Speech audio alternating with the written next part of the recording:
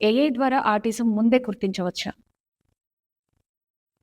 ఇప్పుడు కొత్తగా ఏఐ ద్వారా ఆటిజంను మనం గుర్తించడం అనేది ఒక పద్ధతి. బట్ అంతకంటే సింపుల్ విషయం డాక్టర్ ఫిజికల్ అబ్జర్వేషన్ ఇంపార్టెంట్. మనం ఏఐ అనేది మీకు ఇంకా ఆటిజంకి, ఏడీహెచ్‌డికి, హైపర్ యాక్టివ్ కేసెస్‌కి ఏ క్లినికల్ ఎగ్జామినేషనే మీకు సూట్ అవుతుంది.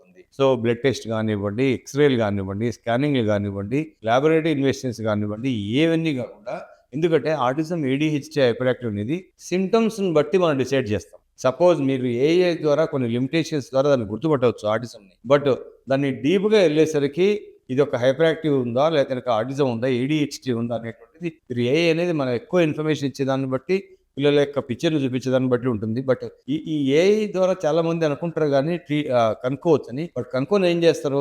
కనుక్కొని ఏం చేయగలరు? ఫిజికల్‌గా చూసినా తెలుస్తది.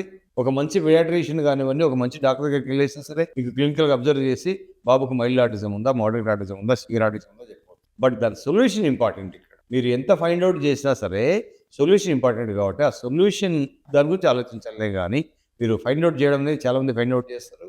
క్లినికల్‌గా చూసిన ఒక expert physician, even normal MBBS doctor అయినా, నార్మల్ హోమియోపతి డాక్టర్ అయినా, నార్మల్ ఆయుర్వేదిక్ డాక్టర్ అయినా సరే, ఒక ఎక్స్‌పర్ట్ ఫిజిషియన్ 10 మినిట్స్, 15 మినిట్స్ బాబుని చూస్తే, దాదాపుగా క్లినికల్ డయాగ్నోసిస్ ద్వారా దీన్ని ఆటిజంని ఏడీహెచ్‌డి చెప్పవచ్చు.